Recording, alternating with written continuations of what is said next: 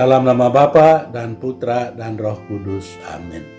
Bapak, Ibu, Saudara-saudari terkasih, salam jumpa kembali dalam renungan inspiratif Minggu Biasa keempat berdasarkan Injil Matius bab 5 ayat 1-12.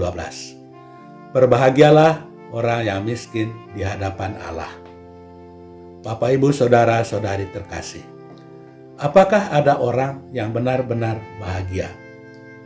Bank data dari Amerika Serikat pernah melaporkan bahwa di Amerika Serikat ditemukan ada 70 orang yang melakukan bunuh diri setiap hari atau 25.550 orang setiap tahun.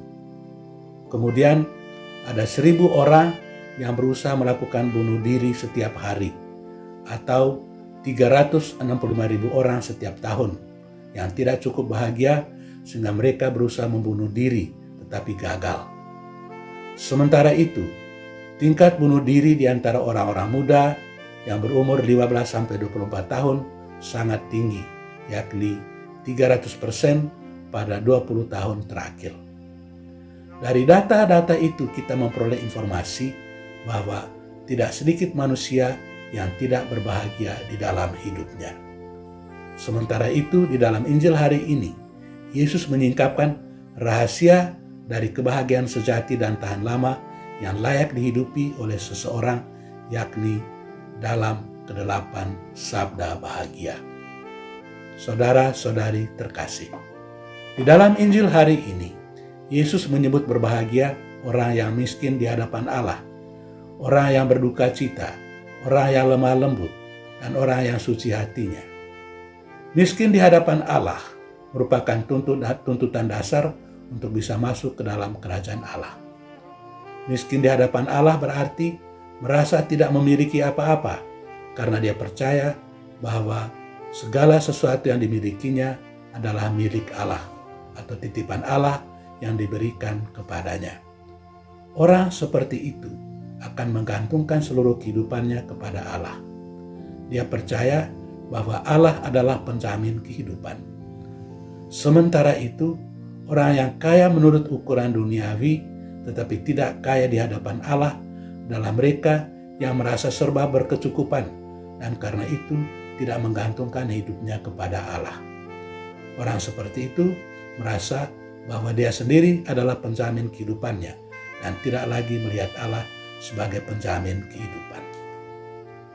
Ketika Yesus menyebut bahagia orang yang miskin, dia tidak bermaksud memuji kemiskinan itu sendiri, melainkan sikap iman dari orang miskin yang menyerahkan hidupnya kepada Allah karena mereka percaya bahwa Allah adalah sumber kehidupan. Kita akan terberkati ketika kita mengakui kebutuhan kita akan Allah dan berusaha untuk melakukan kehendak-Nya setiap hari. Kita miskin di hadapan Allah ketika kita mengakui kelemahan-kelemahan kita di hadapan Allah, menyesalinya, dan memohon rahmat pengampunan, serta berusaha untuk tidak mengulanginya kembali di masa-masa akan datang. Miskin di hadapan Allah juga berarti lapar dan haus akan kebenaran dan keadilan. Sabda Yesus yang menyebut bahagia orang-orang miskin tentu merupakan kabar gembira bagi murid-murid pertama yang telah meninggalkan segala-galanya dan mengikuti Yesus.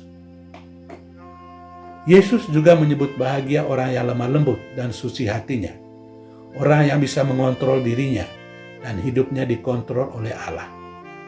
Orang yang lemah lembut dan suci hatinya adalah mereka yang menyerahkan dirinya kepada Allah dan bukannya bersifat agresif dan menuntut baik kepada Allah maupun kepada sesama manusia. Orang-orang yang lemah lembut atau suci hatinya memiliki kemampuan untuk marah dengan alasan-alasan yang benar, tetapi mereka tidak menggunakannya. Tetapi itu sama sekali tidak berarti bahwa mereka diam saja ketika terjadi ketidakadilan. Orang yang lemah lembut dan rendah hati memperjuangkan kebenaran dan keadilan dengan cara-cara yang lembut seperti yang pernah dilakukan oleh Mahatma Gandhi dari India atau Nelson Mandela dari Afrika Selatan. Bapak, Ibu, Saudara-saudari terkasih, dalam Injil hari ini Yesus menyebut bahagia orang-orang yang miskin di hadapan Allah karena mereka punya peluang lebih besar untuk menggantungkan hidupnya kepada Allah sebagai penjamin kehidupan ketimbang orang kaya yang mungkin merasa diri telah memiliki segala sesuatu sehingga tidak memerlukan Allah. Karena itu, persoalan yang sesungguhnya bukanlah soal miskin atau kaya, melainkan apakah orang percaya kepada Allah dan menyerahkan kehidupannya kepada Allah sebagai penjamin kehidupan, atau sebaliknya merasa bahwa hidupnya sudah serba kecukupan sehingga dia merasa tidak perlu Allah, tidak perlu menyerahkan hidupnya kepada Allah sebagai penjamin kehidupan. Tuhan memberkati kita. Amin. Dalam nama Bapa dan Putra dan Roh Kudus.